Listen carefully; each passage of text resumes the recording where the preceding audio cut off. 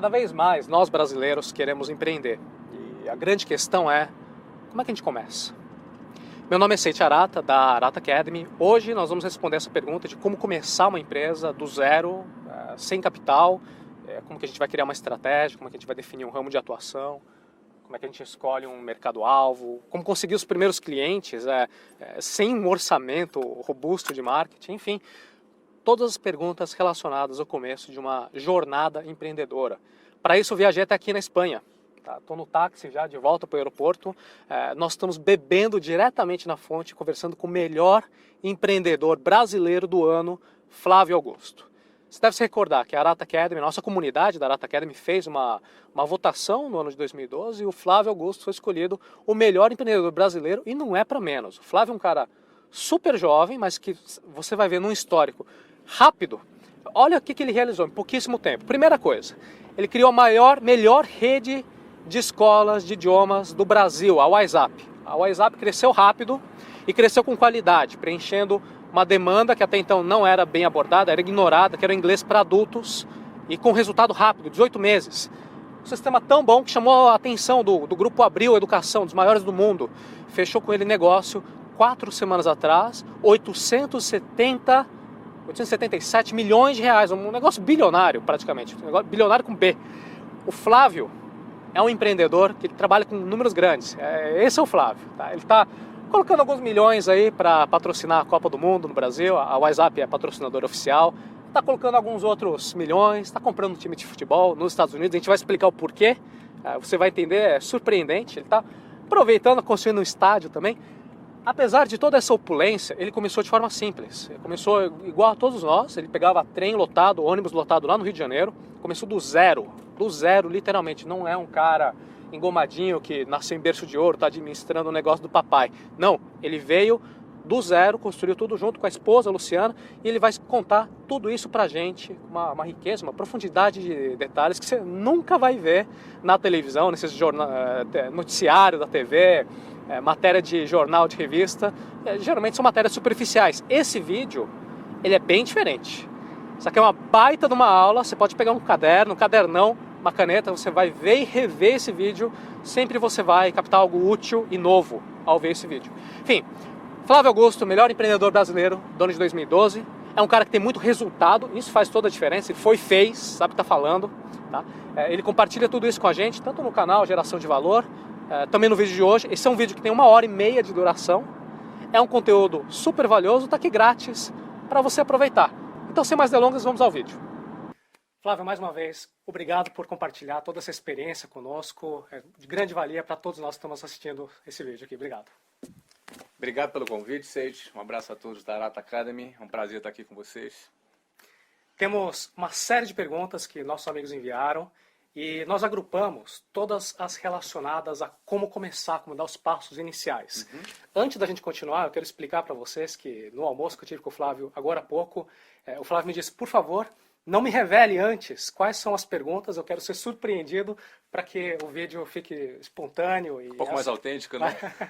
Então nós temos um grupo, que é o grupo das perguntas de como que a gente começa um negócio. Nós temos depois um outro grupo a respeito de mentalidade empreendedora, ou seja, como é que a gente tem que pensar e se comportar para ter sucesso no empreendedorismo. Um outro grupo de como crescer o nosso negócio e, por final, suas opiniões nos mais diferentes assuntos. Então, dando início à parte de como começar, a pergunta que mais apareceu é como começar do zero, Flávio. Sem capital inicial, essa é uma pergunta que veio do Ronaldo Barbosa, do Moisés Pinto, do Marcos Matos e vários outros colegas que desejam iniciar o empreendedorismo do nada, do zero. Bom, a pergunta é um pouco aberta, né, Seiichi? Porque não existe uma fórmula de como iniciar um negócio do zero. Eu poderia dar uma opinião específica sobre um determinado projeto, um determinado segmento, mas eu vou tentar também ser genérico aqui na minha resposta. Acho que, em primeiro lugar, é muito importante a pessoa querer. A vontade é muito importante. Então, muitas pessoas falam, mas eu quero, mas muita gente quer. Às vezes esse conceito de querer, às vezes ele para o empreendedor, o conceito de querer, ele está intimamente ligado ao conceito de realizar. Então, às vezes as pessoas, elas fica um pouco subjetiva essa coisa do querer, né? Muita gente quer, mas na primeira dificuldade existe. Então a pergunta é, será que queria realmente? não é? Muita gente diz que quer, mas no meio de uma situação turbulenta, no meio de uma situação que em qualquer negócio vai existir, em qualquer empreendimento vão existir variáveis, vão existir decepções, vão existir dificuldades, vão existir processos burocráticos do governo, vão acontecer uma série de desafios. E como é que a pessoa vai reagir diante disso? Se ela desiste, se ela já não foca a mente dela para uma solução mais criativa, a minha pergunta é sempre essa: será que ela queria realmente? Não é? Então, às vezes, muita gente diz que confunde querer, vontade com desejos. Né? Desejos todo mundo tem. Agora, querer de verdade, a vontade verdadeira, ela já é. A gente só pode definir e diferenciar o desejo da vontade quando colocado à prova. E diante da prova, diante da adversidade, é que você vê quem de fato quer e quem teve apenas um desejo. Então, na minha opinião, na minha avaliação, acho que antes de qualquer coisa a pessoa precisa ter vontade, porque quando nós temos vontade, a vontade ela aguça a nossa criatividade. A gente vê a solução diante de uma situação real, onde nós de fato temos vontade. Não é? Sabe que esse ponto que você acabou de comentar me trouxe a pergunta do Rodrigo Scherer, que ele parece que é uma pessoa que tem vontade, mas não sabe por onde tocar os próximos passos. Ele até disse, uma das partes mais difíceis, se não a mais, em iniciar um empreendimento é escolher o ramo de atuação. Uhum. Vou vender sapato, vou vender vinho, vou vender online, vou vender offline. Como não tem uma fórmula, será que o Flávio pode ajudar a gente a aprimorar essa visão empreendedora? Então, no caso do Rodrigo, ele tem a vontade, mas não sabe o que fazer. Então, é uma pergunta um pouquinho mais Mas específica. a tua vontade, Rodrigo, vai te levar ao que você fazer, porque é aquilo que eu falava, a verdadeira vontade, aquela... Então, deixa eu tentar, porque é uma coisa muito subjetiva, pessoal. É um negócio... E às vezes as pessoas não concordam. Não, mas eu tenho vontade. Eu vou dar um exemplo aqui. A gente precisa conhecer a nós mesmos, né? A gente precisa se conhecer. É muito importante cada um, a gente conhecer o nosso potencial. E o fato é que muitas vezes nós não conhecemos o nosso próprio potencial. A gente não sabe daquilo que nós somos capazes, daquilo que somos capazes. Então, um exemplo que eu costumo dar uma pessoa estava andando na rua e veio, de repente, um Rottweiler e um Pitbull correndo atrás dela. Não é? Bom, se cronometrasse, né? Tivesse um cronômetro ali naquele momento, provavelmente ela teria batido o recorde mundial, alguma coisa do tipo. Ela vai correr, ela vai sair correndo. E aqueles cachorros ferozes atrás dela, ela vai correr, ela vai saltar, ela vai pular muro, ela vai subir em árvore. Eu não sei se alguém já correu de cachorro, mas numa situação extrema como essa, por exemplo, a gente se depara com um potencial que nós tínhamos dentro da gente, mas a gente não sabia. A gente não tem noção. Então, numa situação extrema como essa, a adrenalina vem, não é? E a gente é capaz de realizar coisas que a gente não tinha ideia que era capaz de realizar. Não é? Então, nós temos uma capacidade, um potencial dentro de nós que é muito importante a gente conhecer esse potencial, a gente se dar conta desse potencial e não duvidar desse potencial. Então, quando a gente tem a vontade de fazer alguma coisa, não é? Essa vontade ela é acompanhada de uma busca, e essa busca você vai alcançar. Você vai definir. Oportunidades tem muitas por aí. Você tem oportunidade de negócio online, você tem oportunidade de negócio offline, você tem oportunidade de negócio na área da indústria, na área de produtos, na área de serviços. Cada oportunidade dessa, obviamente, vai ser acompanhada de uma necessidade de investimento, não é? Para você fazer aquela ideia acontecer. Mas uma coisa é certa, aí já é um outro departamento. Mas primeiro vem a vontade, depois a escolha. E as oportunidades você vai se esbarrar com ela. Eu nunca, por exemplo, imaginei que eu fosse trabalhar com curso de inglês. Eu não planejei quando eu era pequenininho, quando eu crescer eu vou abrir uma escola de inglês. Não é assim que o negócio acontece. Não é? Eu estava lá tranquilo, fazendo o meu curso de ciência da computação e comecei a trabalhar com curso de inglês e me deparei com uma oportunidade. Eu enxerguei as transformações que estavam acontecendo no mercado brasileiro, a entrada das empresas internacionais, o início da globalização. Menos de 3% da população brasileira falava inglês. O inglês se tornou fundamental para que alguém crescesse profissionalmente, pudesse conquistar novos cargos numa empresa multinacional, por exemplo. Eu enxerguei essa oportunidade e começamos a desenvolver um sistema de ensino que não levasse 7, 8, 9 anos de duração, porque quem está no mercado de trabalho não pode levar 8 anos para aprender inglês, o cara está morto, não é? Mas, Flávio, houve uma análise da forma como você está dizendo? Uhum. Poxa, eu posso empreender aqui, posso empreender ali, vou empreender no inglês porque tem o fator A, B, C e D. Então, quer dizer, foi um planejamento estratégico seu ou o rumo da vida lhe trouxe diante de situações que você identificou a oportunidade? Planejamento, eu acredito que o planejamento ele vem num rumo. Ele acontece enquanto você está caminhando. Sim, perfeito. Entendeu? Eu não planejei trabalhar no curso de inglês. O meu planejamento, quando eu comecei a trabalhar no curso de inglês, era: eu preciso ganhar um dinheirinho para pagar o restaurante e o cinema da minha namorada. Eu tinha 19 anos de idade e ela tinha 16 anos na época. E eu não queria depender dos meus pais, eu queria um dinheirinho para pagar cinema, pagar restaurante para minha namorada. Esse era o meu objetivo, esse era o meu planejamento. Só que no caminho, no rumo, ao conhecer, ao me aprofundar, ao trabalhar na área comercial dessa escola de inglês, eu enxerguei uma oportunidade. Sim. Não é? E em cima dessa oportunidade, aí eu já comecei a fazer um planejamento. Entendeu? E aí daí vem a execução desse planejamento. Voltando àquela primeira pergunta, eu também não tinha dinheiro. Eu não tinha dinheiro, eu não tinha um recurso da minha família, meus pais não tinham condições de me ajudar, eles me davam só apoio moral, não tinham condições de me dar apoio financeiro, mas eu tinha um projeto. Então, meu primeiro objetivo, meu primeiro recurso, eu chamei um amigo, apresentei para ele a minha ideia.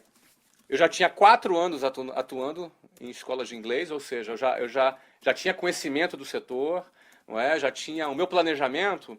Ele não era um planejamento só teórico, ele já tinha características práticas, porque eu tinha trabalhado 4 anos naquela pequena rede de escolas de inglês. E aquele meu amigo comprou a ideia. Pô, legal. E o que ele precisava fazer? Ele precisava vender um Voyage 86 que ele tinha, era em 1991, então era um Voyagezinho já rodado. Precisava vender o Voyage dele. E ele ia ser meu sócio na abertura dessa primeira escola. Da primeira escola que foi no centro do Rio de Janeiro, na Rua da Alfândega, na esquina com a Avenida Rio Branco.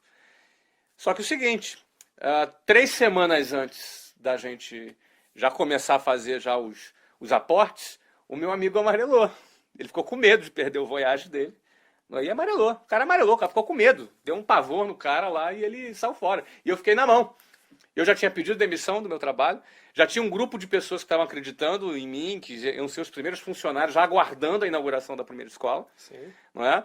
Eu já tinha falado para várias pessoas e agora não tinha, o Voyage velho desapareceu, virou fumaça e eu não tinha grana. E agora? O que eu vou fazer? Eu precisava do recurso. Então, primeiro vem a vontade, depois você define o projeto, aí eu posso dizer, aí você precisa do recurso. No meu caso, eu tinha definido o recurso, que o cara vendeu o Voyage dele lá, ia botar mais um dinheirinho lá e estava resolvido o problema. E de repente eu fiquei sem capital, sem o meu capital inicial. Não é? Bom, eu conversei lá com a minha gerente de banco, consegui um cheque especial. Então, minha primeira escola eu abri com 20 mil reais do cheque especial a uma taxa de juros de 12% ao mês. Não é nada que eu, e provavelmente... Quando eu escuto você contando essa história, me dá uma agonia, eu falo, Flávio, não fala isso, que o pessoal vai começar a fazer cheque especial. Pois é, não é nada assim que academicamente fosse uma sugestão. Tá bom. Mas eu vou dizer para vocês reservas. Que um empreendedor, quando ele quer fazer alguma coisa, ele faz. Quando ele quer fazer alguma coisa, ele arruma um jeito de fazer. Não é? Essa é a questão. A vontade, a certeza do cara, quando ele acredita no negócio dele, ele é tão grande, isso toma conta dele, que aqueles 12%, que cá para nós é um juros extorsivo ao ano, em juro composto deve dar quase 1000% ao ano. Depois faz a continha aí direito, eu estou fazendo aqui de cabeça, mas é um absurdo, não é? Você cobrar 12% ao ano, né? É uma coisa realmente extorsiva. Mas eu estava pegando aquele cheque especial, estava beijando ele, porque aquele cheque especial era a minha alternativa que eu tinha para abrir a primeira escola, não é? Então, eu considero que... Agora, por quê? Porque a minha vontade estava muito definida. Agora, você teve a vontade e teve o preparo também. Eu tive o projeto, eu tive a vontade, a definição do projeto, só que eu tinha um preparo. Sim. Eu tinha um outro capital, que era um capital intelectual, um capital de experiência, sim, um capital sim, de conhecimento, porque o meu trabalho era um trabalho na área comercial, e nessa empresa o meu trabalho era fazer a captação de alunos. Não é? Então, eu era responsável lá nessa outra empresa por captar novos alunos para a escola. Então, para mim, isso foi muito importante, porque, tudo bem, os 20 mil reais deu para comprar umas cadeiras, botar uns quadros, dar uma pintura lá e começar a primeira escola. Tá, mas e como é que eu pagava um aluguel de 400 metros quadrados, o andar inteiro, na Rua da Alfândega, em esquina com a Avenida Rio Branco, no Rio de Janeiro, um endereço nobre. Como é que eu pagava o aluguel? Quer dizer, antes disso, né? Como é que eu aluguei esse espaço? Eu tinha que encontrar um louco, não é? Que topasse alugar para mim. Depois de eu tentar em 15, 20 imóveis e ninguém querer me alugar, porque eu não tinha fiador, porque eu não tinha garantia, não é? E aí, até a hora que eu encontrei um louco, que topou. Que eu contei a história para ele, ele acreditou e ele topou. Agora, o detalhe é que eu devo ter tomado uns 30 nãos, né? Sim. Não é? A questão é, quantos não teriam desistido no 10º não? No 20º não? No 29º não? Não é? Eu sabia, por isso que eu te falo, a vontade, isso não é autoajuda não, entendeu, gente? Isso é prática, é uma coisa muito prática. Não é? A vontade de alguém que quer empreender, ele é um fator muito determinante, em especial em situações adversas como essa. Eu não tinha fiador.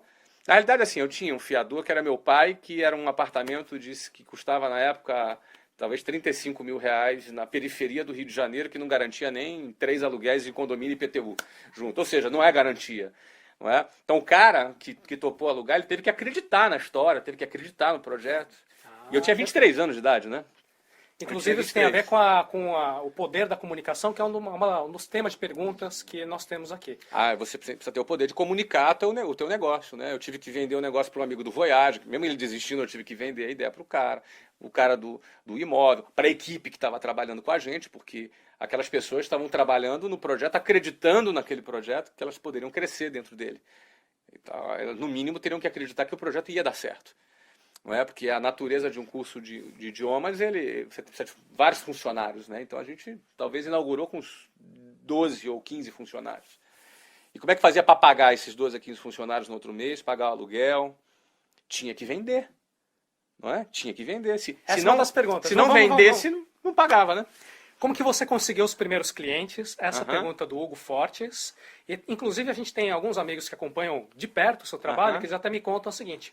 O Flávio, quando abriu a primeira escola de inglês, ele conseguiu 1 ano de escola aberta, em 1 ano, 1000 matrículas. Me corrija se estiver errado, Flávio. Tá por dentro. Essas matrículas foram todas realizadas usando uma técnica que até hoje você usa na WhatsApp ou houve outros meios, né, na época, panfletagem, divulgação de escola, etc. Essa é a pergunta do Luiz Felipe de Assis. Legal, Luiz. Boa. Tá bem informado, Luiz. É isso aí mesmo, desse jeitinho que você falou. Bom, como eu falei, eu trabalhei 4 anos numa escola de inglês na área comercial. Ali a gente trabalhava fazendo a prospecção de alunos. E a técnica comercial que a gente usa, ela leva em conta que o nosso aluno, o aluno adulto, vamos entender primeiro quem é o meu aluno, quem é o aluno da WhatsApp, qual é o perfil desse aluno, como ele se comporta e como é o ciclo de decisão desse aluno. E como a gente, em função desse perfil, desenhou a estratégia comercial. Não é? Então, em primeiro lugar, o aluno da WhatsApp é um aluno de entre 25 a 45 anos de idade, entre as classes A e B. Na época, nosso posicionamento também atingia a classe C, depois a gente reposicionou, mas para você entender o perfil do aluno. E por ser um aluno entre 25 e 45 anos de idade, ele não é um aluno, não é um perfil que quer estudar inglês. O aluno adulto, ele não vai estudar inglês assim, ai, cara, que delícia, vamos estudar inglês, é tão legal estudar inglês, né? Não, cara, olha, o cara que quer estudar inglês, ele vai assim, ai, é um mal necessário. Eu vou estudar inglês porque é necessário, porque é uma necessidade. Ele não vai para uma escola de inglês da mesma forma que ele vai para o cinema, que ele vai para um show, que ele vai para um restaurante bater papo com amigos. Não, estudar inglês é um mal necessário. Então, se estudar inglês é um mal necessário, o que eu vou te dizer aqui é uma estatística empírica, não é resultado de uma pesquisa científica que a gente tenha feito ao longo de 20 anos. Eu já atuo há 22 anos nesse segmento de idiomas, né? Mas eu vou dizer para você que é uma estatística que é resultado da nossa observação, não é? Para cada um aluno que espontaneamente se levanta de sua cadeira e vai até uma escola de inglês e chega lá e fala assim, olha, eu vim aqui fazer a minha matrícula. Para cada um ser humano decidido como esse, eu garanto a você que tem 200 pessoas que estão em casa falando assim, olha, esse ano eu preciso fazer curso de inglês. Mas ele não toma iniciativa. Eu costumo até brincar que o Dia Internacional da Mentira não é o dia 1º de abril. É o 1º de janeiro. 1º de janeiro, exatamente. Porque é o dia que ele chega e fala assim, ó, esse ano eu vou parar de fumar, vou fazer academia, vou estudar inglês, não é? Esse é o Dia Internacional da Mentira que eu costumo brincar. Mas, para cada um aluno que vai até a escola e se matricula, eu digo empiricamente para você que tem 200 pessoas que falam a mesma coisa, mas não tomam a decisão e ficam protelando. Eles falam, olha, depois do carnaval eu vou me matricular. Aí passa o carnaval, ele gastou dinheiro pra caramba, e ele tá corrido, ele pensa, não, no segundo semestre. Chega agosto, o que ele fala? Ano que vem, sem falta, eu vou estudar inglês. Então, o setor de ensino de línguas no Brasil, ele tem, sei lá, 20, 30 marcas diferentes. Não é óbvio que a WhatsApp se tornou líder absoluta de ensino de inglês para adultos, mas ainda assim todas as marcas elas ensinam inglês para adultos. Então significa dizer que aquele um aluno que se levanta da cadeira e vai se matricular numa escola, ele é disputado pelas essas dezenas de marcas que existem no mercado. Nós, quando abrimos a escola, quando abrimos a WhatsApp, nós não trabalhamos esse um aluno, até porque a gente não tinha grana para fazer publicidade. Não tinha dinheiro. Tinha mal dinheiro para pagar as contas, então tinha 20 mil reais no cheque especial que a gente abriu a escola, depois tinha que vender para poder pagar as contas no outro mês. Como é que a gente ia fazer propaganda? Não tinha, e propaganda é muito caro, não é? É investimento alto. Então, a nossa alternativa era a nossa estratégia comercial. E a nossa estratégia comercial, ela não atuava naquele um aluno que se levantava e ia se matricular. Ela sempre atuou nesses 200 alunos que estão falando, eu vou estudar inglês, mas ele não se levanta da cadeira e vai lá. Dentro desses 200, nós sempre atuamos sozinhos. Porque a nossa estratégia comercial ela é proativa. Ela não é uma estratégia como um vendedor de loja, por exemplo, que fica lá dentro da loja aguardando. E quando o seu cliente entra na loja, ele fala, pois não, que eu posso te ajudar? Não é? A estratégia ativa, ela não aguarda a vinda do cliente, ela vai até o cliente. Então, aproveitando e respondendo outras perguntas, como é que a gente conseguiu os primeiros clientes? Não é? Então, cada aluno que se matricula na escola, ele, em troca de um benefício, seja um desconto, seja algum benefício percebido, de valor percebido por aquele aluno, ele indica 20 amigos. E ele indica sem compromisso. Não é? Ele indica 20 amigos. E nosso departamento comercial, em primeiro lugar, nenhuma escola, as escolas não têm departamento comercial, não tinham naquela época departamento comercial. Então nós já formatamos um departamento comercial que eram profissionais dedicados 100% à prospecção de alunos. Então eles entravam em contato com esses amigos. Então ligava para a pessoa, olha, eu estou ligando para você, o Seite é nosso aluno, indicou você para... E a gente gostaria de saber se você realmente tem interesse em aprender inglês, se você acha que inglês é importante. E se a pessoa dissesse, não, eu acho legal, eu tenho interesse em aprender inglês, não, você não está estudando inglês por quê? Não, por falta de tempo. Geralmente é essa, né? A justificativa, né? É falta de tempo. Vou fazer ano que vem. Não é? Mas se você conhecesse uma escola que resolvesse o seu problema de tempo, você estaria disposto a investir no seu inglês? Lidando com objeções. Estratégia de vendas muito boa. E a pessoa, não, sim, então tá bom. Então, olha, mediante o que você está falando, se você concordar, nós vamos até você fazer uma apresentação para você conhecer a escola. O Seite é nosso aluno, está gostando do curso e tal. Vamos apresentar para você. Se você gostar da escola, você pode se matricular, mas você não tem nenhum compromisso. Ah, tá legal. Ou seja, para cada 30 ligações, a estatística é essa. 30 ligações, 5 visitas. 5 visitas, 2 matrículas. Opa. Repete o número? 3052. 3052. 30 ligações, 5 entrevistas, 5 visitas e 2 matrículas. Não é? Ou seja, o trabalho do departamento comercial e para cada entrevista realizada, você pegava as 20 indicações da pessoa. Às vezes, mesmo quando o aluno não se matriculava, ele gostava, mas às vezes não tinha dinheiro, ou ia viajar, alguma coisa do tipo, indicava amigos. Sim. Não é? E através dessas indicações a gente foi trabalhando. Nós matriculamos os 1000 primeiros alunos naquele ano, naquela primeira escola, sem gastar um centavo com publicidade. 7 meses depois, nós abrimos a segunda escola na Avenida Paulista, lá em São Paulo. E ali foi um desafio grande, porque a gente quis abrir na Avenida Paulista, na época, o metro quadrado mais caro do Brasil. Pegamos um andar lá também, encontramos um outro louco que nos alugou o andar, não é? E a gente assumiu na época o que seria hoje um aluguel, condomínio, IPTU, um ticket na ordem de uns 40 a 50 mil reais, talvez. Imagino no muita mercado gente, de hoje, Flávio, né? imaginando justamente a questão da sua idade, muito jovem, Aham. indo atrás de todos esses potenciais proprietários que poderiam alugar para você, pensando, puxa, mas eu não posso fazer isso porque eu sou muito jovem, ninguém vai me levar a sério. Como é que você fez? Eu tinha 23 anos. Eu acho que quem é jovem. Eu vou dizer uma coisa pra você. Eu tenho 41 anos de idade.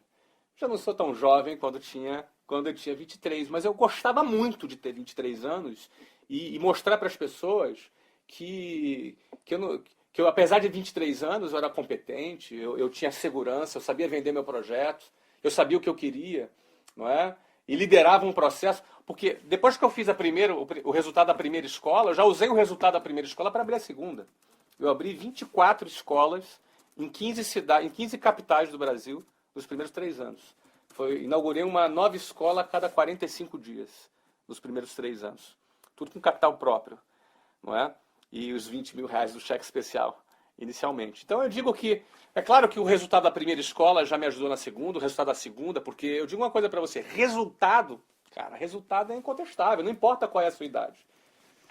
Tem muita gente de 50 anos de idade que tem menos resultado do que pessoas de 20 anos, 22 anos, 23 anos. Eu sempre gostei, eu sempre utilizei o fato de eu ser jovem, e eu gostava muito quando as pessoas falavam assim, nossa, mas quando você é novinho, não é? Eu gostava muito daquilo, não é? Eu já sabia que quando eu chegasse as pessoas iam olhar assim, desconfiadas, mas quando eu abrisse a boca, as pessoas iam ficar... E eu gostava dessa reação. E eu vi o body language da pessoa e sabia, olha, agora a pessoa já está de boca aberta, agora a pessoa já está percebendo. Então, essa confiança, esse brilho no olho, sabe? Isso é uma coisa que não tem idade. Sim. Isso é uma coisa que não depende da sua experiência, da sua classe social, da sua origem, não importa. Ninguém determina o seu brilho no olho. O seu brilho no olho é determinado por você, pela sua decisão, pela sua vontade, não é? E aí, a partir daí, os seus resultados vão te dando mais o quê? Mais consistência na sua comunicação. Não é um sonhador aloprado, não é um cara que delira, sonhador, iludido. Não, não, não, não. Estou falando de um cara que sonha, que tem brilho no olho, mas em seguida ele vai lá e, pô, mostra resultado. Aí com o resultado na mão, amigo, as pessoas se rendem para o resultado, não importa qual é a sua idade. Não é? Sensacional. A gente tem uma pergunta aqui da... Como sobreviver no mercado nos primeiros anos de operação com pouco fluxo de caixa? Pergunta do Rafael Lacerda, da Universidade Federal de Ouro Preto. Acho que tem a ver com Claro, esse claro. começo. Tem que vender muito, Rafael. Olha que bacana. Na época eu não tinha grana, mas tinha conhecimento, tinha know-how. Não é? E eu sabia que eu tinha uma estratégia comercial que funcionava. Então eu tinha que vender, cara. Eu lembro que eu tinha, na minha primeira escola, eu tinha que vender 100 matrículas por mês. Tinha que bater essa meta todo mês. Eu sabia, ó, se eu fizer 100 matrículas por mês, tá tudo bem. Meu fluxo de caixa está resolvido. Então eu tenho que resolver. Eu vou injetar fluxo de caixa como resultado da minha equipe comercial. Não é? Eventualmente você pode pensar, pô, mas eu não tenho jeito para vendas, eu não sei vender. Então, amigo, se associa a alguém que vende. Porque eu acho muito importante, se você quer abrir um negócio, você botar dinheiro para dentro. A venda é o que põe dinheiro para dentro. Não é? O que você injeta fluxo de caixa é o resultado comercial da sua empresa. A Ambev, ela, que é a maior cervejaria do mundo, a Ambev, não é? Sim. Ela tem que bater meta. Se ela não vender, ela não paga as contas. Se a Coca-Cola não vender, ela não paga as contas. Nenhuma empresa sobrevive se não vender. Então, já que nós tínhamos uma estratégia comercial e desenvolvemos essa estratégia comercial que independia dos investimentos de publicidade, porque a gente não tinha dinheiro para fazer, então era o quê? Era 30-5-2. 30 chamadas, 5 entrevistas, 2 matrículas. Então, vamos embora, vamos ligar, vamos marcar, vamos matricular e para poder pagar as contas. Então, a resposta, meu objetivo, é vendendo. Não é? Batendo, cumprindo as metas de vendas. Esse era o primeiro lugar. E com a qualidade do produto, a gente conseguiu o quê? Reter o aluno. Sim. Porque se você não entrega, você vende, mas se entrega um produto porcaria, não adianta. Você tem que ter ali uma qualidade aceitável para você fazer a retenção dos seus alunos. Não é? Então ali, né, no nosso caso, era um conjunto de venda mais retenção de alunos. E a retenção era resultado do serviço que era prestado naquele momento. Né? Keila Maidana pergunta, você começou com o dinheiro do cheque especial, como é que você adquiriu conhecimento de como gerir o dinheiro para que lhe desse um retorno? Qual foi a sua atitude no aspecto financeiro, no aspecto de gestão? Eu fui muito privilegiado nesse início, porque eu trabalhei 4 anos na empresa, numa escola de inglês, focado na área comercial. Mas a Luciana, lembra a Luciana que eu falei no início? Não é? Eu me casei com a Luciana, eu tinha 20 anos e ela 17 anos. Então, quando ela fez 18 anos de idade, eu já tinha 21 anos de idade, nós fomos transferidos para a Venezuela. Nós implantamos uma escola daquela rede na cidade de Valência, na Venezuela. Foi uma experiência incrível, a gente era muito novinho, mas eu já era gerente nessa ocasião. E a Luciana começou a trabalhar na área administrativa e financeira lá. Então ali foi uma escola muito interessante, porque era uma unidade, uma filial no exterior, num outro país, com outra legislação, não é? Com características bem diferentes do Brasil. A gente começou do zero e a gente ficou um ano trabalhando ali. Assim que nós voltamos para o Brasil, em 1994, a Luciana assumiu, ela já estava com 19 anos, eu 22, ela assumiu a gerência administrativa e financeira de uma escola daquela empresa. E eu continuava focado na área comercial. Então eu tive assim, a possibilidade de contar com a Luciana na parte administrativa e financeira. Não é? Então eu pude ficar muito focado na área comercial, muito focado. Porque eu sabia assim, se tem as matrículas, está tudo bem. Então, isso é muito importante para o empreendedor ele definir quais são os pontos críticos, os pontos que definem o resultado do negócio dele. Porque uma forma de se manter preguiçoso no trabalho não é ficar sem fazer nada. Às vezes é fazer o que não era para fazer. Eu chamo isso de preguiça mantendo-se ocupado. Não é? Se eu tenho que fazer 100 matrículas no mês, e se eu faço qualquer outra coisa, vou fazer reunião com o professor, vou fazer reunião com a administração, vou fazer treinamento com a equipe de atendimento ao cliente, tudo isso é importante para outras pessoas fazerem. Porque se eu ficar ocupado em qualquer função que não seja garantir a entrada de 100 alunos por mês, é preguiça mantendo-se ocupado. Eu tive o privilégio de poder contar com a Luciana desde o início, e ela se virava nos 30, não é? Para conseguir todos os recursos necessários, e ela administrava aquele pouco, porque administrar com muito dinheiro é mole, não é? Ela administrava sem recurso, então a gente conseguia, não é? Conciliando o que entrava de recurso de venda, mais o fluxo de caixa, mais os alunos que já estavam estudando e pagando mensalidades, ela fazia toda essa administração administrativa e financeira. Isso facilitou muito para mim, porque eu pude ficar muito focado em duas coisas. Uma, em primeiro lugar, venda, área comercial, porque aquilo garantia a nossa sobrevivência naquele momento. E dois, na parte estratégica. Eu tinha a condição de, do ponto de vista estratégico, olhar para onde o negócio estava indo, já naqueles primeiros meses, não é? O que redundou até a gente abrir a segunda unidade e a segunda filial 8 meses depois em São Paulo. Pode falar um pouquinho de estratégia, Flávio? Que tipo de fatores são importantes para você definir uma boa estratégia?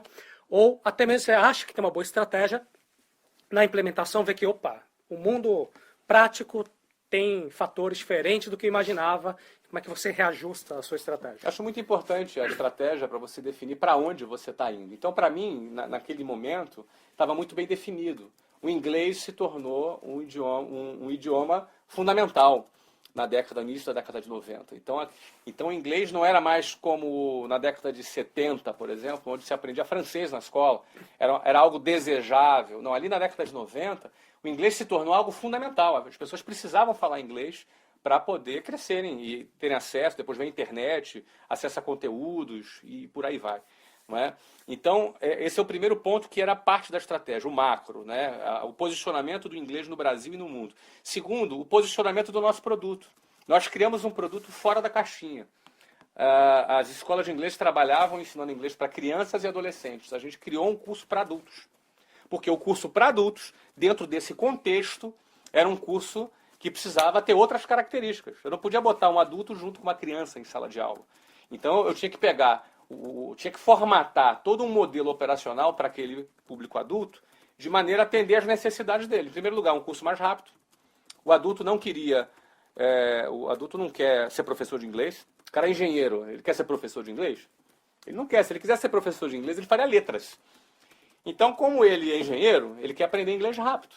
Agora, o que eu vou ensinar para esse cara? Eu vou ensinar para ele as regras gramaticais, a análise sintática, os sistemas de formações linguísticas, morfologia. Não sabe nem português, né? Na Não. língua pátria. Eu vou ensinar para ele o que é necessário para ele falar, ler, escrever e atingir o objetivo dele. Então, por isso que a WhatsApp criou um curso de 18 meses. Então, isso era parte da estratégia. Um produto que oferecesse ao público adulto uma solução mais rápida para ele. Não é? Então, uma vez definido isso, aí a gente foi para a parte operacional. Precisa ser um curso com flexibilidade de horários, precisa ser um curso que atendesse, que não misturasse, que não botasse criança junto com adultos, que tivesse uma turma homogênea. Não é? Então, tudo isso fez parte da estratégia. Uma vez que a gente definiu, e no meu caso, por exemplo, Seite, eu já trabalhava há 4 anos no setor, Sim. então eu já tinha o termômetro, né? Então, assim, uma vez definido isso, a estratégia agora é trabalhar. É meter a mão na massa e fazer acontecer. Entendeu? Tem gente que às vezes gosta de ficar no ar-condicionado, né? Não, eu estou fazendo estratégia aqui. Você entendeu? É o cara preguiçoso tirando onda de intelectual, entendeu? Tem hora que tem que trabalhar, tem hora que é mão na massa. Está definida a estratégia? É mão na massa. Mão na massa era o quê? Vender. Foco era o quê? Captar alunos. Não é? E prestar um bom serviço. Então tinha que captar alunos e prestar um bom serviço. No processo de venda, como é que você escutava o seu cliente potencial, aquele que você telefonava? Ele fazia algumas perguntas, obviamente, por telefone, antes de ir até a escola. E na escola, provavelmente, ele perguntava, mas se eu faltar hoje, porque eu tenho uma reunião até tarde, eu posso ter uma aula de reposição? Como é que você escutava essas perguntas para remodelar o teu curso? É muito interessante quando a gente trabalha nessa área, eu já trabalhava há 4 anos, as perguntas são sempre as mesmas. Ah, sim. Você entendeu? Sim, sim. As perguntas são sempre as mesmas, as dúvidas são sempre as mesmas, as objeções são sempre as mesmas. Se você está escutando. Claro, quando você começa a perceber que o cara, você já sabe onde é que ele vai falar, você já sabe qual é a solução que você vai dar. Só corrigindo, Seite, a entrevista não era na escola, era fora da escola. Era na casa da pessoa ou no escritório da pessoa. Você mandava a pessoa até a Isso, o próprio vendedor, ele falava com a pessoa, ele próprio já marcava e ia até o trabalho da pessoa. Porque, vamos lembrar, se ele tivesse a disciplina para se levantar da cadeira e se fosse até a escola, ele já teria se matriculado. Sim. Então, a estratégia proativa, a gente ia até ao nosso cliente, entendeu? Então, esse é o ponto. Na hora de conversar, existia toda a técnica para apresentação e para tirar as dúvidas do aluno. E o resultado, geralmente, era o aluno ficar super empolgado. Puxa, porque, primeiro, o nosso modelo era completamente diferente e atendia todas as necessidades dele. Segundo, ele começava a enxergar assim, cara, dessa vez eu vou aprender inglês. Ele ficava super empolgado. Aí a gente ia para a parte financeira, onde se falava da matrícula, da mensalidade, etc. e tal. E ali se assinava o contrato na hora com o aluno. Fantástico. Então, todos os dias de manhã a gente reunia a nossa área comercial e entregava ali 5, 10, 15 matrículas foram feitas no dia anterior, né? E a gente trabalhava essas metas, a gente vibrava muito, comemorava muito com cada meta alcançada. Era uma característica, né? A gente vibrava e comemorava com cada mês de meta alcançada era uma vitória. E nosso projeto, nosso sonho estava indo além. Então, só para resumir, definiu a estratégia, parte para a execução. Na hora da execução, se alguma coisa não está dando certo na execução, tem que ver onde você está errando.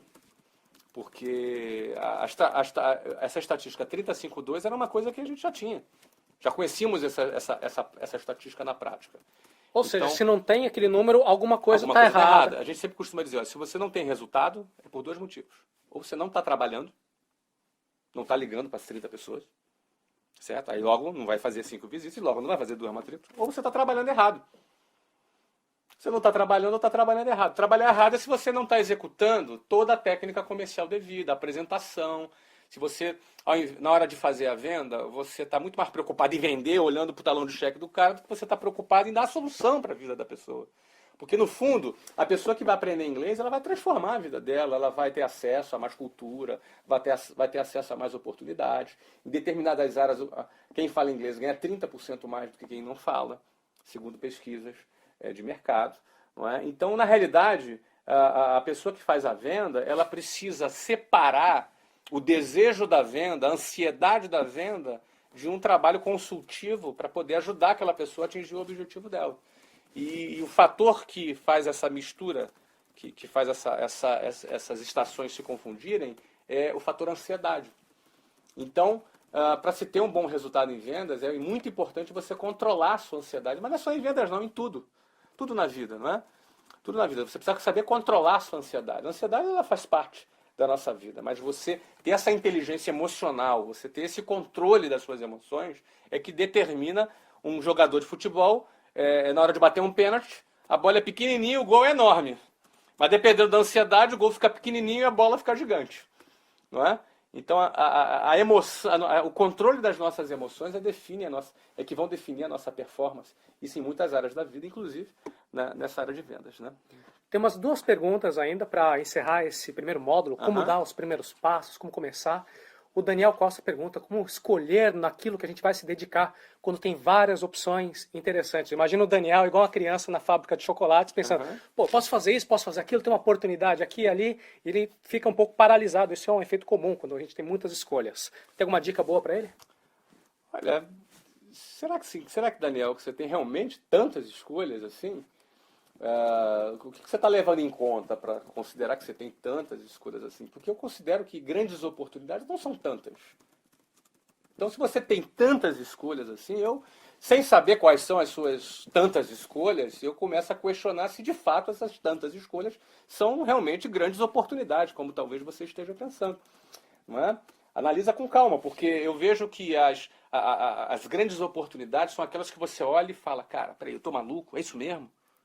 Pô, não, peraí, é isso mesmo, peraí, pega a conta, pega uma planilha de Excel, faz a simulação financeira, você fala, caramba, o que é isso? Peraí, não é possível. Aí você conversa com algum amigo, peraí, me diz aí se eu tô maluco. Apresenta para ele. O cara fala, não, cara, isso é muito bom.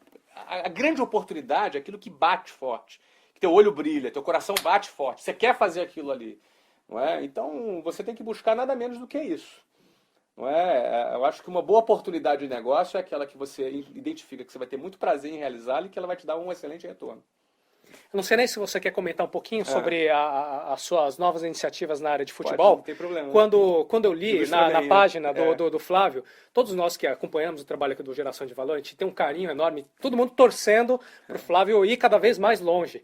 E quando eu vi a história, pô, Flávio investindo agora em time de futebol, estádio, eu pensei, você fica com um pouco de receio, tipo, será que isso vai dar certo? Será que ele não está queimando dinheiro? E no almoço, em uma questão de 2 minutos, você me explicou, eu fiquei com o tal do queixo aberto, falei, putz, não tem como dar errado. Isso aqui é a grande oportunidade. Para quem não sabe, eu comprei um clube de futebol nos Estados Unidos agora, um investimento em torno de 60 a 80 milhões de dólares da minha parte, o governo da Flórida, a prefeitura de Orlando. O investimento total de em torno de 160 milhões de dólares, uma iniciativa público-privada, onde só o nosso investimento é de 60 a 80 milhões de dólares. Ainda tem alguns fatores, algumas negociações a serem feitas. Não é? E nós vamos levar esse clube, que se chama Orlando City, que inclusive você está convidado a curtir a página do Orlando City. Vou colocar o link aqui embaixo. Lá no Facebook. E não só isso, mas você vai ser muito mais que bem-vindo a ser um torcedor do Orlando City. Não tem problema, a gente não é ciumento, você pode continuar torcendo para o seu clube aqui no Brasil, mas seu segundo clube nos Estados Unidos, você está convidado. Nós vamos levar isso para a MLS. E aí, a primeira coisa que muita gente pergunta, a MLS é a Major League Soccer, é a principal liga de futebol nos Estados Unidos. Então, a primeira coisa que as pessoas perguntam, pô, cara, o cara vai investir em futebol nos Estados Unidos, está comprando um clube nos Estados Unidos. Por que não comprou no Brasil? Por que não no Brasil, né? Em primeiro lugar, no não Brasil... é patriota? Em primeiro lugar, no Brasil, o clube não é uma empresa, né? O clube é um clube, é uma agremiação. Você não compra um clube nos aqui no Brasil. Não é? O máximo que você faz é investir em troca de publicidade. Como, por exemplo, a minha empresa, a WhatsApp, investiu cerca de 30 milhões de dólares para ser patrocinadora da Copa do Mundo. Nós estamos ajudando a FIFA a realizar a Copa do Mundo no Brasil. Mas isso é em troca de publicidade. Não é? E quando eu falo de investimento num clube de futebol nos Estados Unidos, eu estou comprando um clube, eu sou dono do clube. É uma empresa. Não é? Eu sou acionista, sou dono e controlador desse clube. É um negócio. Negócio com fins lucrativos. Não é simplesmente uma troca de publicidade. E muita gente pergunta, mas nos Estados Unidos, futebol nos Estados Unidos, né? Isso ilustra muito bem aquilo que eu estava falando sobre grandes oportunidades. Meu filho de 13 anos joga futebol. Nos últimos 3 anos eu fui motorista dele aos fins de semana, levando o Breno em várias cidades da Flórida para participar de torneios, jogos de futebol. E fiquei lá em contato com o Youth Soccer, que é o esporte para a divisão de base nos Estados Unidos. Fiquei impressionado com a quantidade de jovens envolvidos e os pais completamente envolvidos. Fui fazer uma pesquisa daquilo. Quando eu fiz uma pesquisa, eu identifiquei que nos Estados Unidos existem 24 milhões de crianças entre 5 e 17 anos de idade que praticam o futebol, nosso soccer, o nosso futebol aqui no Brasil. Não o futebol americano, o futebol nosso aqui mesmo. Não é?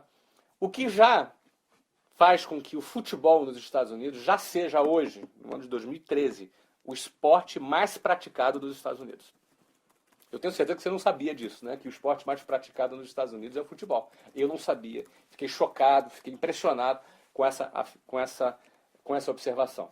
Seguindo na pesquisa, nós observamos que a média de público nos estádios por jogo em cada partida da MLS, ou seja, da liga da MLS, que é a principal liga, a primeira divisão dos Estados Unidos, já é 50% maior do que a média de público da Série A do Brasileirão, ou seja, a primeira divisão do Campeonato Brasileiro. Você sabia que a média de público nos Estados Unidos já é 50% maior que aqui no Brasil?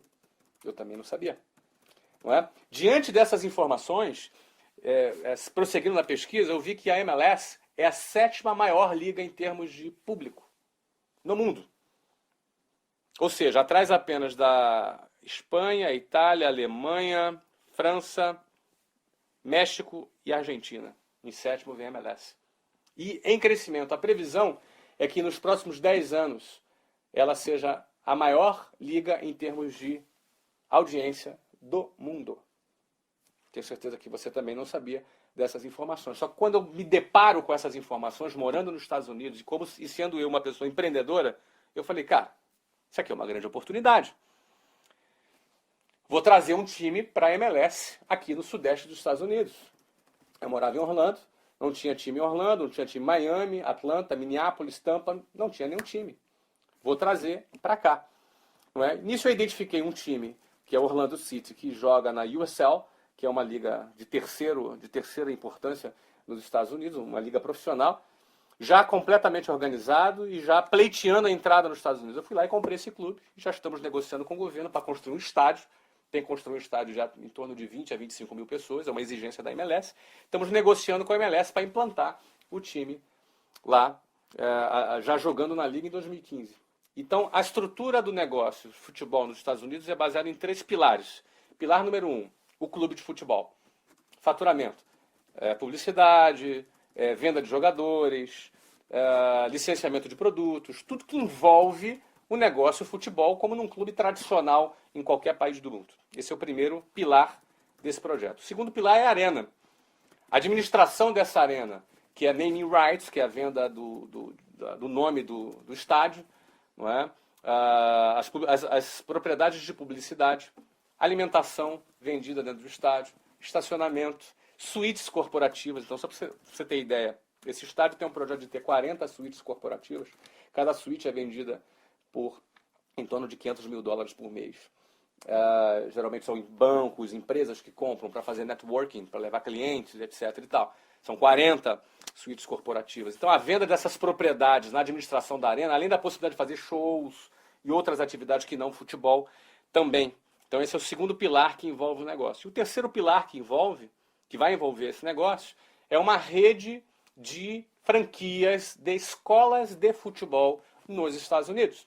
Ou seja, se nós temos 24 milhões de crianças americanas entre 5 e 17 anos que praticam futebol nos Estados Unidos, eu quero só 5% desse mercado. Com 5% desse mercado, essa rede de 1.000 franquias já terá mais de 1.200.000 alunos. O que já vai tornar, e desse negócio eu entendo bem, porque a WhatsApp é uma rede de franquias, já com o modelo de negócio que nós desenvolvemos, que foi recentemente vendido agora para Abril Educação, o qual eu me tornei acionista na Abril Educação, é um negócio que eu entendo muito bem. Então, é só você tirar o inglês e você pega o futebol e você coloca o futebol. Ou seja, é o mesmo negócio nos Estados Unidos, não é? Sem nenhuma concorrência numa rede de escolas de futebol nos Estados Unidos. Não é?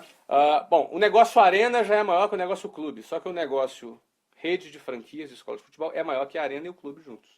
Os três juntos formam um modelo de negócio desse investimento que eu estou fazendo no futebol. Eu contei essa história aqui a pedido do Seite, mas voltando àquela pergunta, é assim que funciona. Aí você faz a conta, eu tenho lá o meu modelo, o meu planejamento, os números são... Não acredito nesse número. Não é possível, eu estou maluco. Vem cá, eu chamo um ou dois amigos, deixa eu apresentar isso para você aqui. Eu devo estar louco. E aí? Aí o resultado é que o cara fica louco também. Deixa eu ser sócio. Deixa eu ser sócio, o cara fica louco. Então, assim, o bom negócio, a boa oportunidade é aquela que você olha para ela e fala assim, cara, não, eu tô maluco. Não é possível. Porque assim, você enxergou alguma coisa. Você enxergou alguma coisa que a maioria não enxergou. E quando você enxerga essa coisa, que é o primeiro pilar do empreendedorismo, que eu costumo dizer que é a visão. Quando você enxergou essa coisa, o próximo passo que você vai ter que ter é ter a coragem. Porque você tem que ter a visão e a coragem. Se você tiver a visão e não tiver a coragem, você fica chupando o dedão, cara. Você vai olhar para aquilo e um dia você vai ter... Alguém vai fazer... Aí você fala, eu tive a ideia primeiro. Eu tive a ideia primeiro, né, cara? Mas isso aí não adianta. Vítima, já aconteceu isso comigo. Isso é ruim, né, Feite? Então, você tem que ter a visão. Mas aí depois você tem que ter a coragem.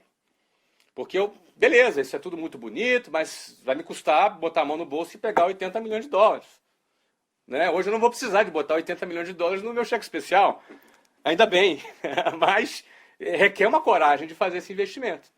Só que o terceiro passo é ter a competência. Então é visão, coragem e competência. Você precisa ter a visão para você enxergar, depois a coragem para você avançar naquela visão que você teve e a competência de fazer acontecer. Fazer bem feito. E fazer bem feito. Aí isso envolve o produto, envolve toda a estratégia e, amiguinho, a venda, né? Tem que vender. Produto que não vende fica encalhado na prateleira. Então se você não vende, amigo, teu sócio precisa vender. Se você, teu sócio, não vende, estou preocupado com você. Tem que vender. Alguém tem que vender.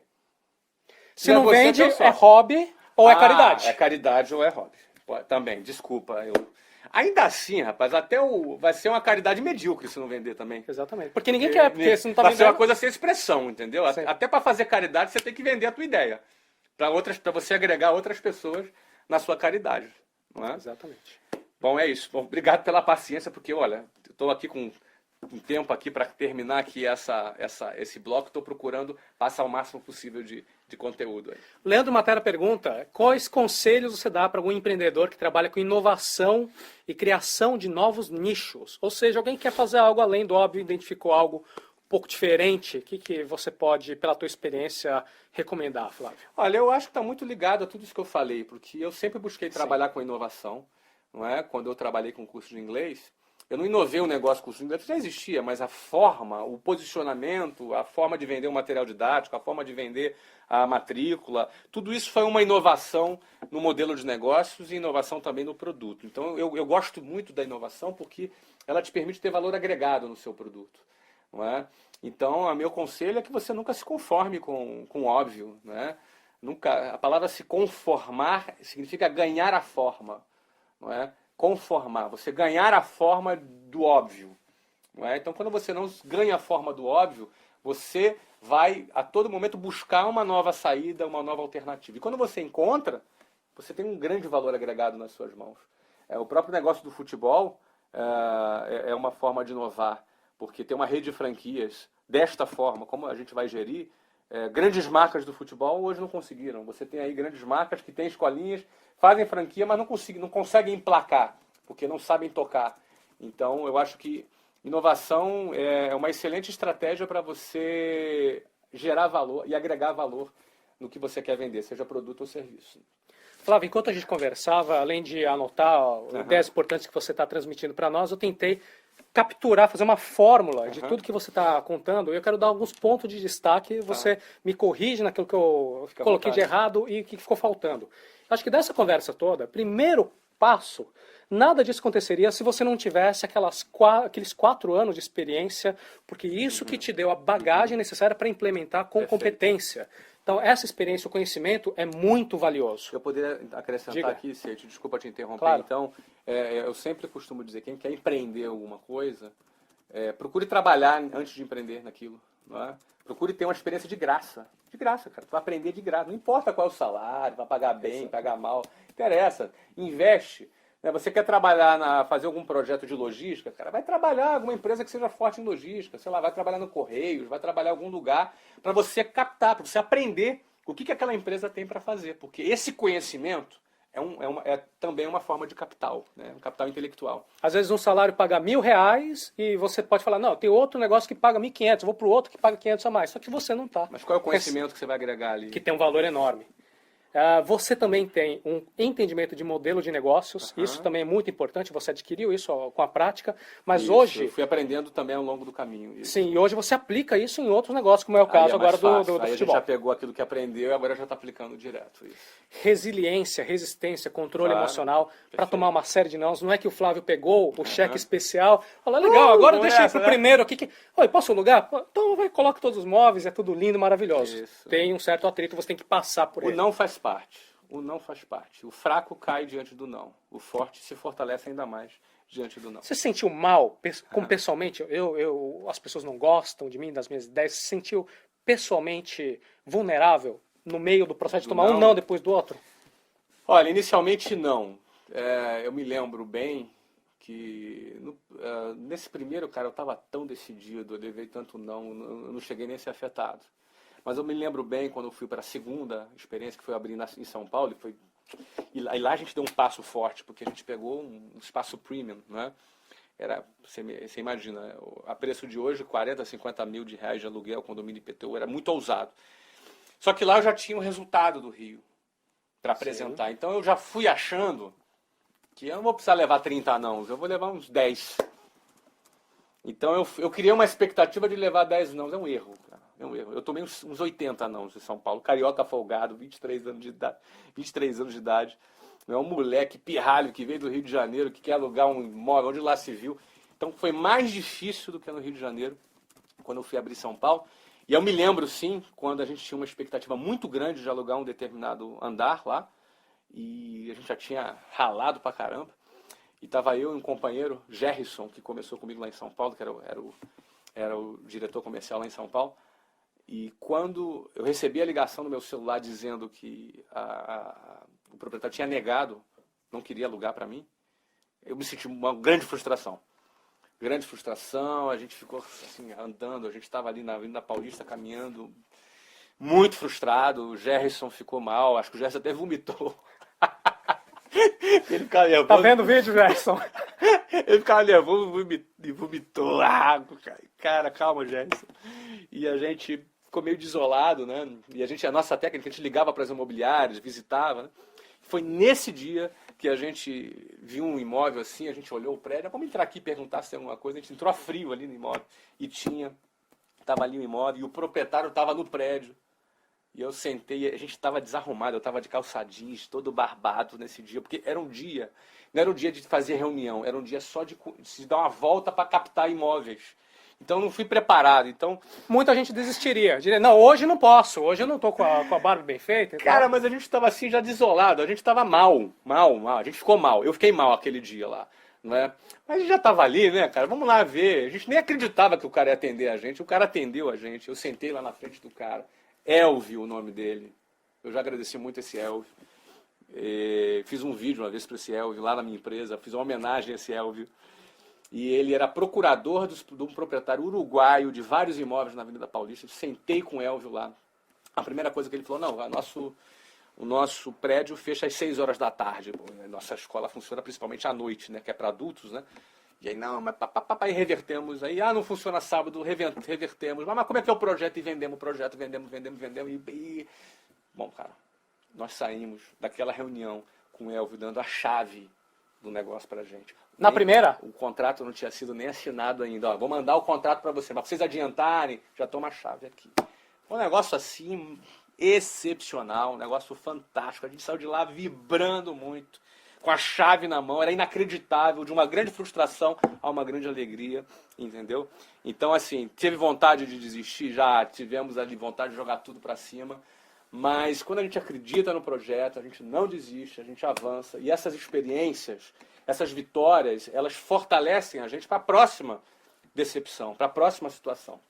Então, isso é muito legal lembrar disso, né? Agora. Tem uma coisa que é impressionante, Flávio, a sua capacidade de comunicação, você transmite conceitos com clareza, igual você explicou tantos conceitos aqui pra gente na câmera. Imagino que é a mesma coisa quando você vai desde aquela época, dessa reunião, ou até mesmo a primeira escola lá no Rio de Janeiro, para você ter uma imagem na sua cabeça de quais são as vantagens, quais diferenciais você oferece e entregar isso para a pessoa e ela se sentir entusiasmada e acreditar na sua visão. Aham. Tem como explicar de onde que surge isso? Acho que vem de dentro, né? Acho que assim, eu gosto disso, eu continuo me movendo por isso, né? Eu, assim, eu fiz um grande negócio agora com a Abril, foi um negócio que eu fiquei muito feliz, muito satisfeito, um negócio ficou público aí, não é? Em toda a mídia, um negócio de quase R$1 bilhão. Mas eu confesso a você que, claro que eu fiquei feliz, mas eu me lembro muito das minhas primeiras conquistas. Essas ainda me mexem muito mais comigo. Sim. Eu ainda lembro muito quando eu pegava um trem cheio, ia trabalhar para chegar às 8 horas da manhã, eu tinha que sair de casa às 6 horas da manhã. Então eu saía de casa às 6 horas da manhã, entrava num ônibus cheio ou num trem cheio, lotado, chegava todo amassado, chegava para trabalhar já cansado, de viajar 2 horas em pé na Avenida Brasil. Quem é do Rio de Janeiro sabe o que eu estou falando.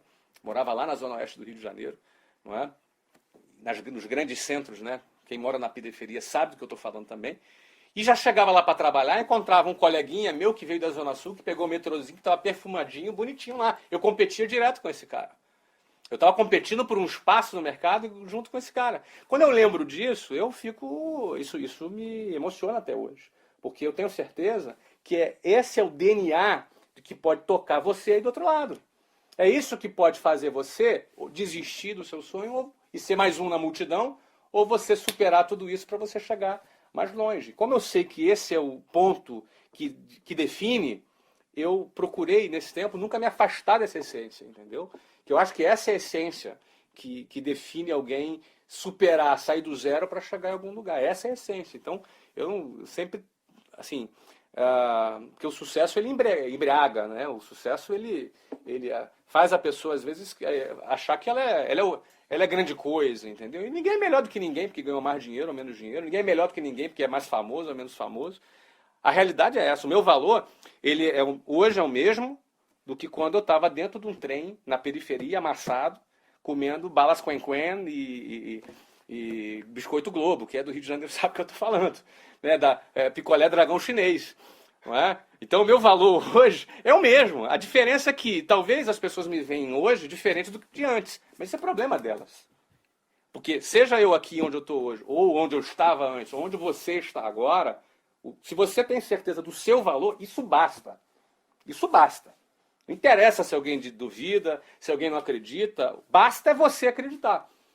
Porque na hora que você acredita, você tem vontade, você tem criatividade, você vai ser resiliente, você vai fazer acontecer, você não vai se abater com as dificuldades, você vai enxergar uma boa oportunidade e vai falar, cara, tô maluco? É isso que eu quero. E você vai falar com outras pessoas e você vai deixar todo mundo maluco do seu lado. Aí alguém fala assim, pô, mas se não tiver dinheiro não adianta, amigão. Deixa os caras malucos do seu lado que vai aparecer dinheiro assim, ó.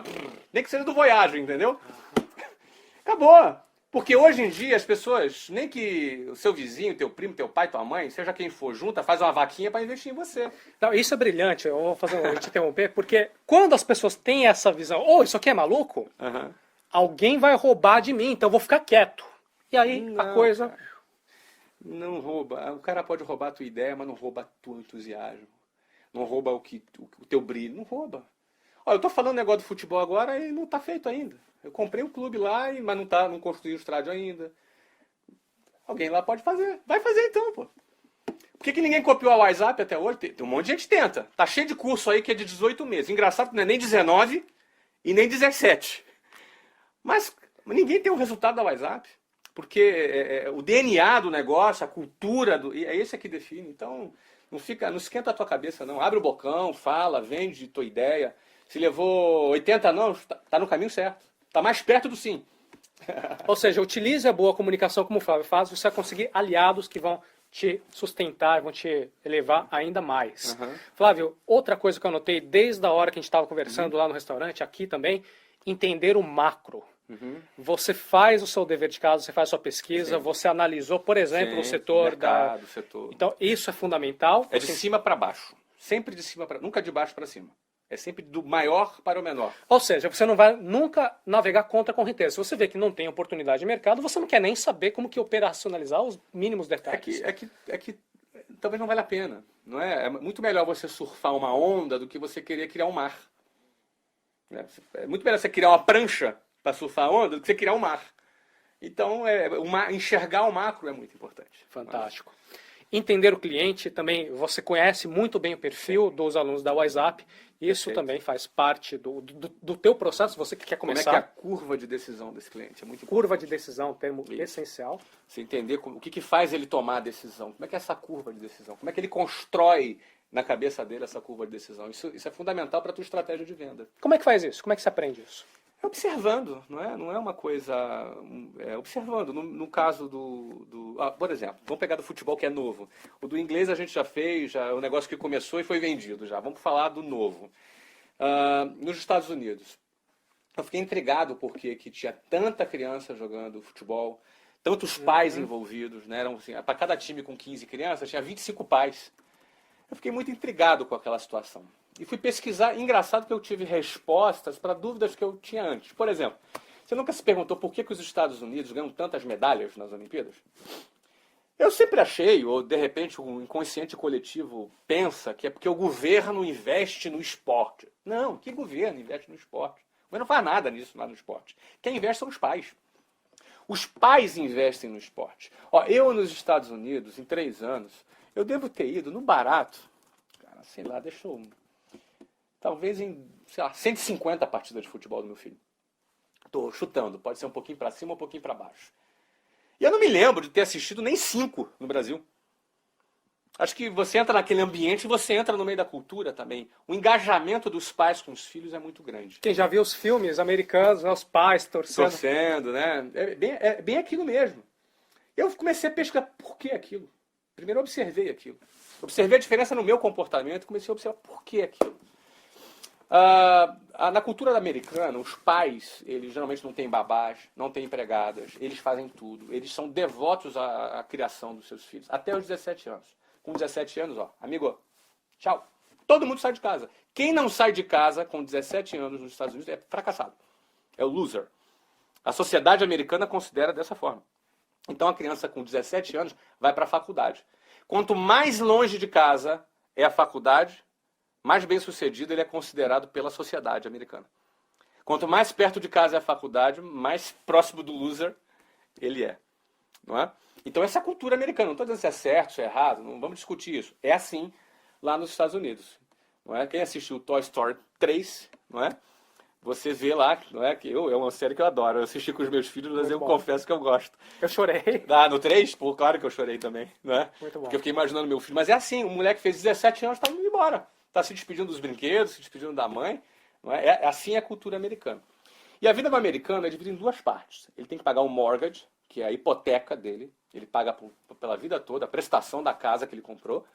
E ele faz também uma economia para pagar a faculdade do seu filho. Pai que não tem o dinheiro da faculdade do seu filho também é considerado loser. Não é? Então, por que ele faz essa economia? Porque é cara a faculdade. Custa aí em torno de 40, às vezes 50 mil dólares por ano uma faculdade nos Estados Unidos. Nos Estados Unidos a escola é pública até o high school, até o ensino médio. Mas a partir daí a faculdade não é pública, a faculdade é paga.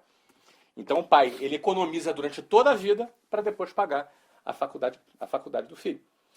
E quando o pai investe em esporte, ele está fazendo 2 coisas. Primeiro, ele está próximo do filho dele. Ele está participando com o filho dele. Está incentivando o filho dele.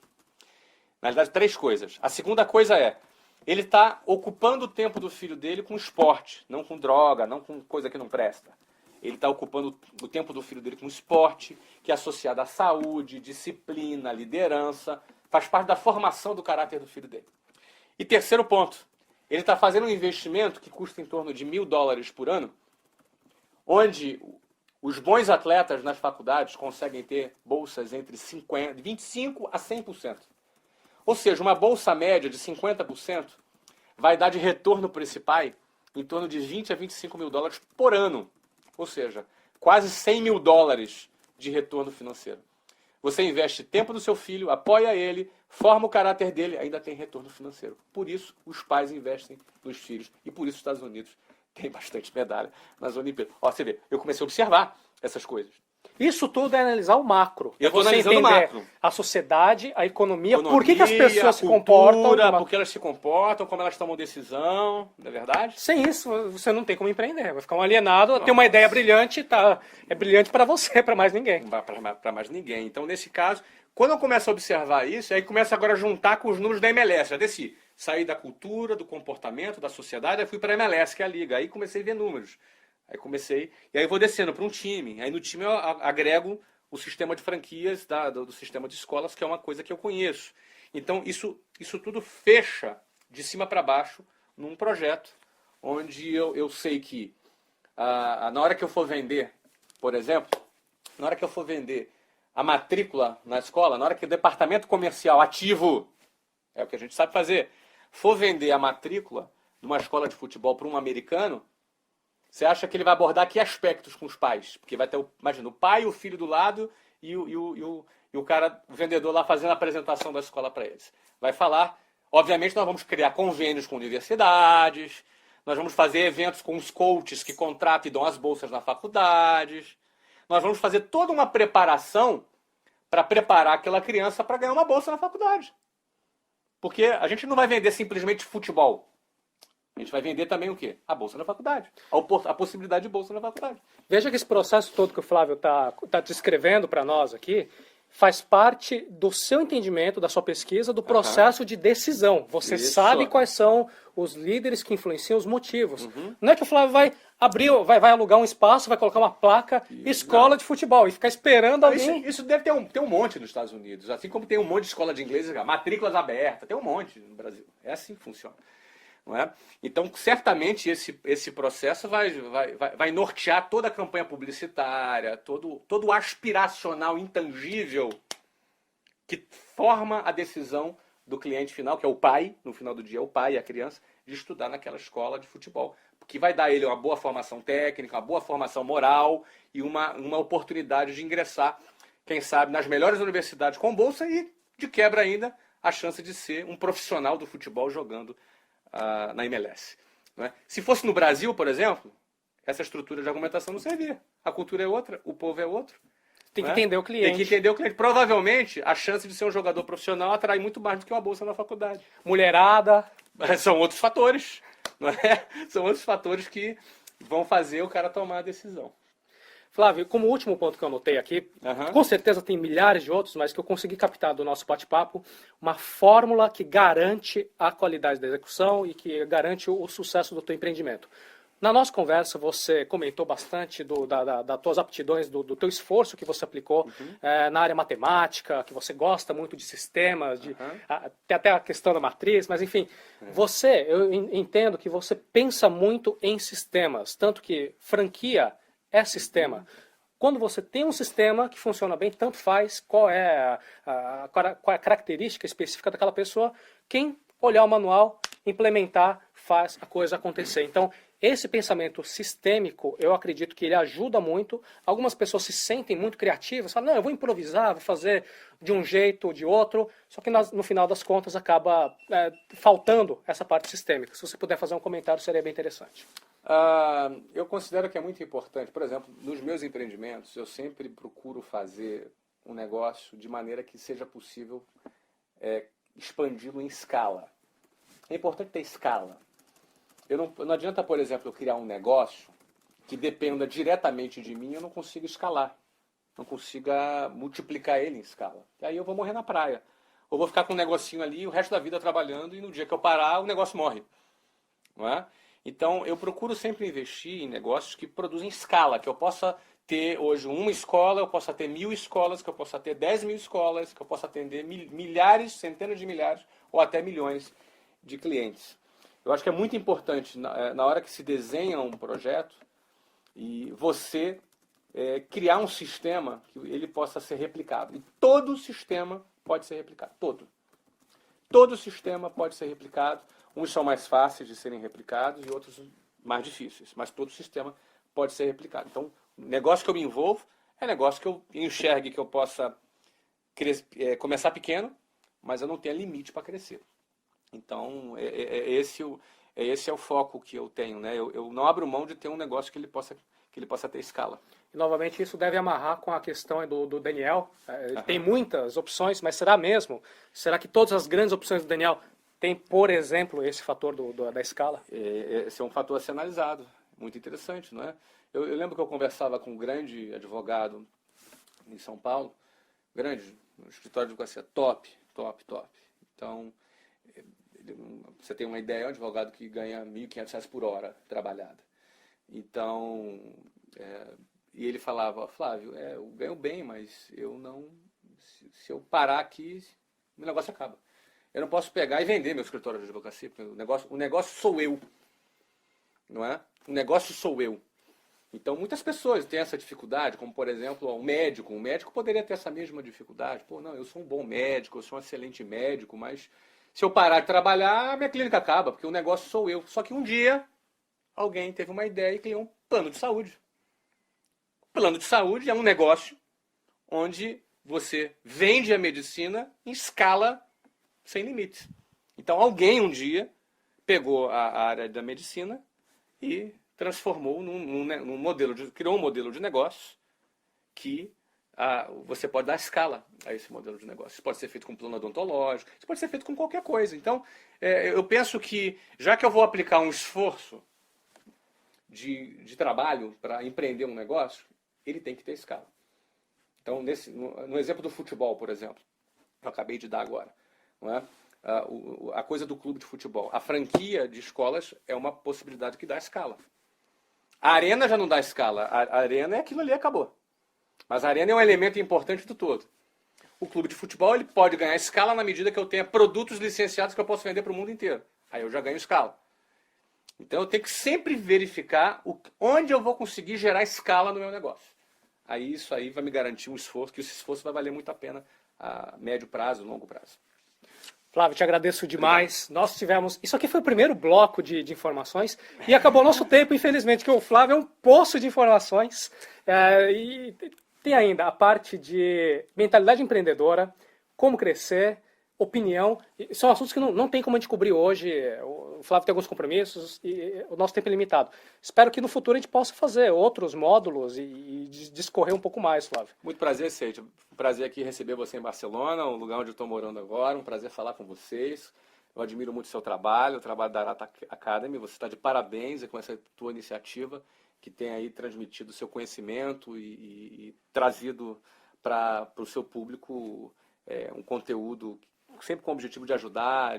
Eu fico muito feliz em ver iniciativas como essa, que a gente ali no Geração de Valor, que é uma iniciativa que a gente também faz com muito carinho. A gente sabe que tem muita gente boa ali do lado, tem muita gente competente, capaz, sonhadora, que está a fim de fazer acontecer. Então eu espero ter colaborado com cada um de vocês, tá bom? Obrigado pelo convite. Muito obrigado. E com certeza, acompanhando o canal de Geração de Valor, a gente vai colocar vários endereços nas mais diferentes plataformas. Você vai ver que o ano de 2013 está cheio de novidades, né, Flávio? Bastante, E com certeza, vários pontos que a gente não tratou hoje serão com certeza abordados nesse ano e nos próximos anos que virão. Mas eu me convido para voltar, a gente falar mais com a galera aqui. Obrigado, será um grande prazer. Valeu. Tchau. Gente. E aí, curtiu? Sabe que hoje em dia, com a atenção média das pessoas, é até maluquice você falar, vou publicar no YouTube um vídeo de 1h30, né? Lembra daquela hora, no comecinho, o Flávio até diz assim, com muita franqueza, até pode ter algumas pessoas que ficaram ofendidas, ele fala, olha gente, muita gente fala da boca pra fora, eu quero isso, quero aquilo, mas será que quer mesmo? No fundo, muita gente deseja, mas querer é outra coisa, outros 500. Se você assistiu esse vídeo inteiro, do começo ao fim, fez suas anotações, está mudando a sua forma de pensar, de agir, de implementar, por causa dessa aula com o Flávio Augusto, bom, esse é um indicador a mais que você realmente quer. Tá? Que você não é um desses sonhadores que só deseja. Então, quanto mais a gente mergulha no mundo do empreendedorismo, a gente vai encontrar mais pessoas que vão inspirar a gente. Tudo isso tem um efeito multiplicador no nosso ecossistema e eu tenho certeza que você também vai inspirar muita gente. Tá? Para isso, clica no botão de curtir, compartilhe esse vídeo, seja em compartilhar no Facebook, até pegar o link, manda por e-mail para aquela pessoa que você sabe que vai usar isso bem, passa para frente. A gente vai inspirar cada vez mais pessoas juntos. Meu nome é Seite Arata, da Arata Academy. Essa foi a aula com o fenomenal Flávio Augusto, do Geração de Valor. Como você viu, a gente tinha dezenas, centenas de perguntas agrupadas, né? Esse foi o grupo de como começar, mas também tem o grupo de mentalidade empreendedora, como crescer o nosso negócio, tem uma parte mais pessoal, mais psicológica, para a gente entender o pensamento do Flávio, a opinião dele em vários assuntos de empreendedorismo. Mas não dá para cobrir tudo, eu já estou chegando aqui no aeroporto. Isso tudo a gente gravou 1h30, espero que... Vamos ver qual que é a repercussão desse vídeo. Se as pessoas estiverem curtindo, vendo até o final, eu vou olhar as estatísticas, dando joinha, recomendando, a gente pode criar novos materiais. Eu aprendi muita coisa nesse vídeo, espero que você também. Então é isso, um abraço forte e até nosso próximo vídeo. Tchau!